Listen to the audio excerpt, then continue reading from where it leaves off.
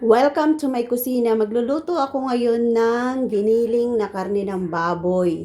Kasi favorite nila amo yan. So, eto yung ating lutuan. So, i-on ko. Gagamit ako ng electric stove. Yan, papainit natin to. So, maglalagay tayo ng mantika. Igigisa muna natin yung kanyang patatas.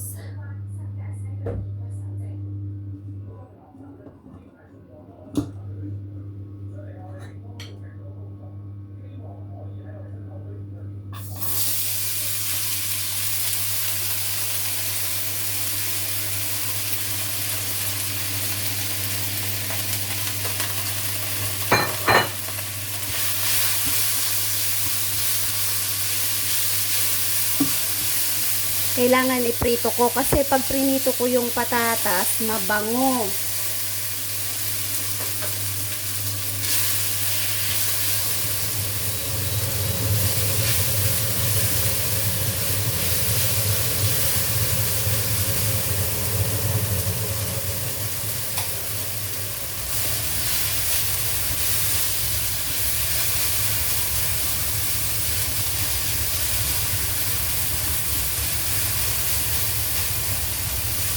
Haluin natin para di masunog.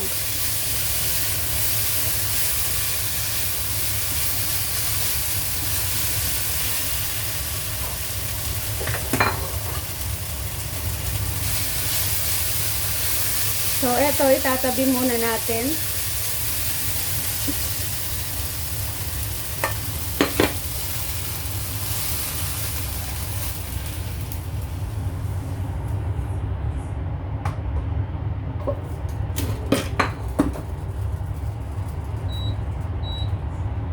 Magigisa tayo ngayon ng karne.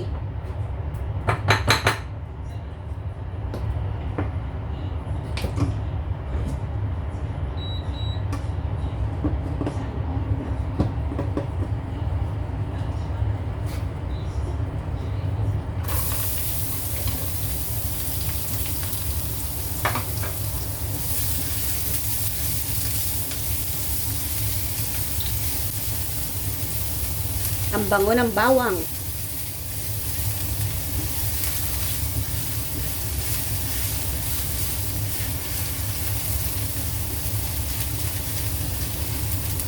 Huwag nating susunugin yung bawang para masarap.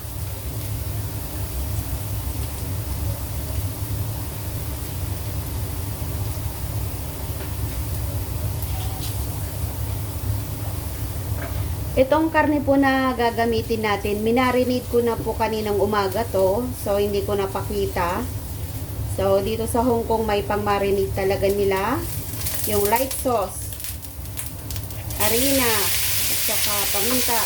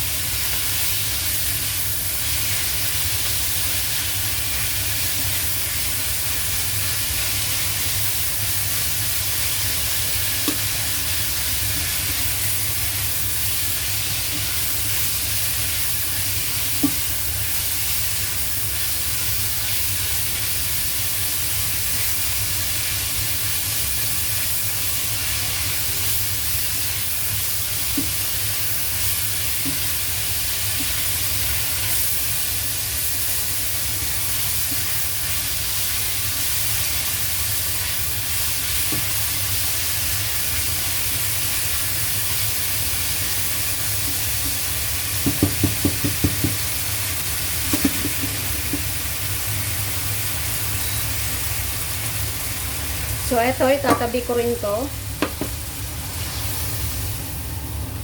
Kasi magluluto na ako ng sauce.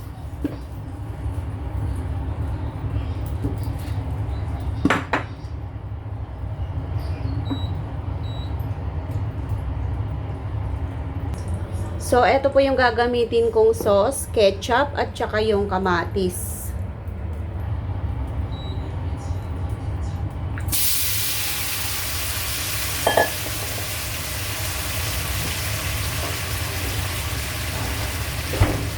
So, nilalagyan ko po ito ng chicken broth.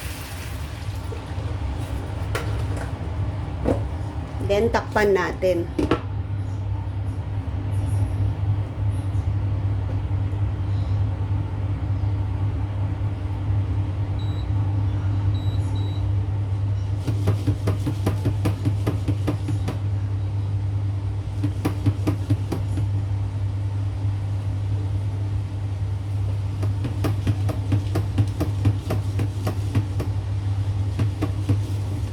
Ganito ko po siya hinahalo para hindi siya masunog.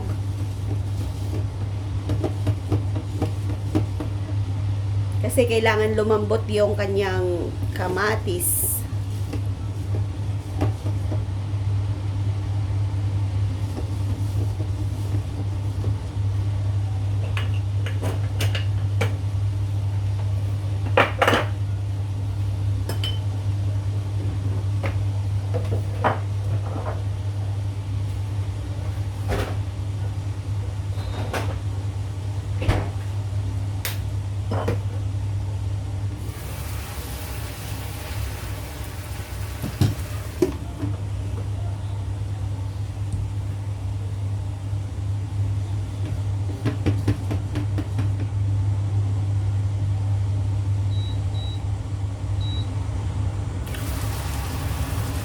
So, lagyan natin ng asin. Ayan. Lalagyan ko ng asin. Magtitimpla na ako.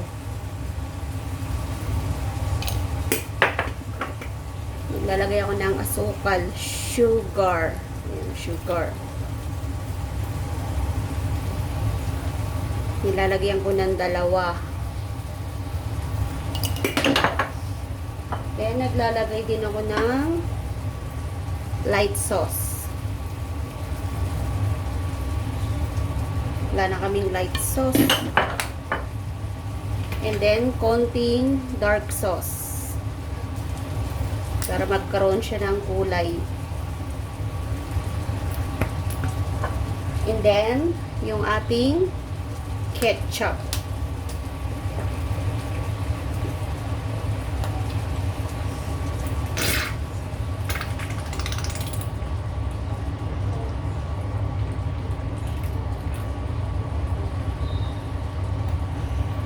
So, ito po yung sauce ko dito sa Hong Kong ng giniling.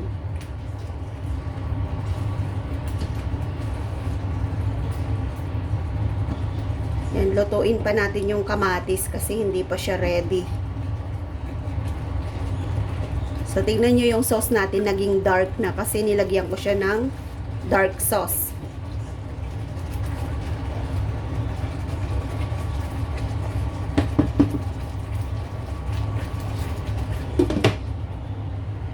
Para na siyang sauce ng spaghetti. 'Di ba? Gustong-gusto nila.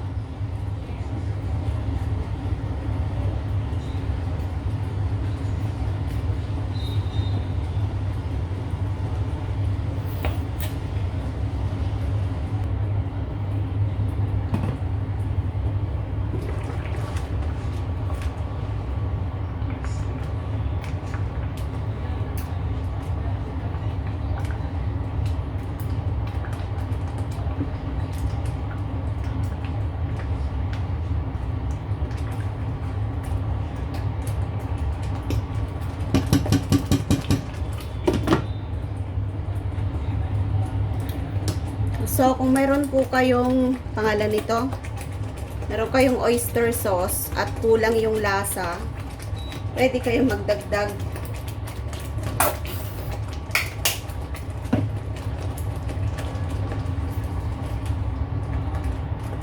So, yan, kailangan nating durugin yung ating kamatis. Kasi kamatis po yung ginamit natin.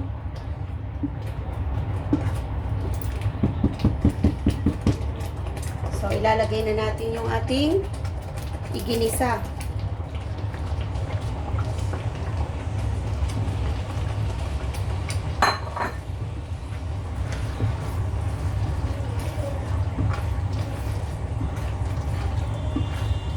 Yan, lutuin natin to hanggang maluto yung patatas. Kasi, naigisa natin yung karne, tapos yung patatas, prinito natin para mabango.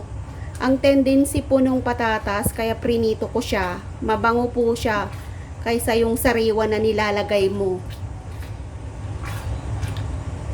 Yan, pwede na siya. Then takpan natin hanggang lumambot. Kaya lang hinahalo ko siya ng ganito para hindi masunog yung kanyang puwet.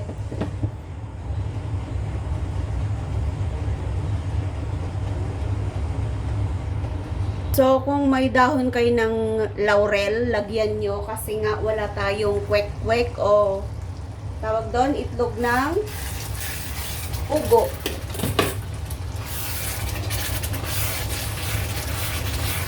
Hala, sunog.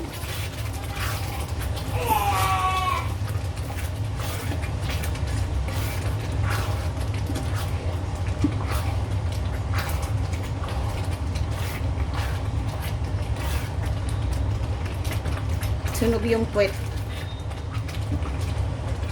Hinanap ko kasi yung laurel ni amo.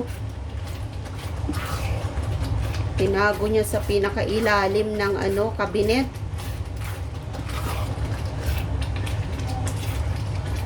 Yan. Lapit nang maluto.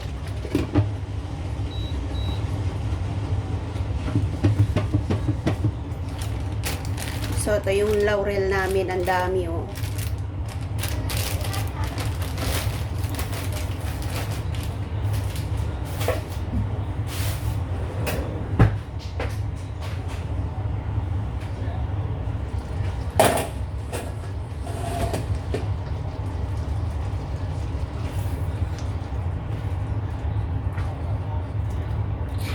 I-check natin kung malambot na yung kanyang patatas.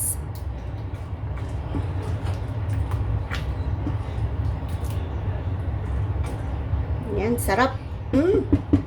Mapaparami na naman yung kain nila.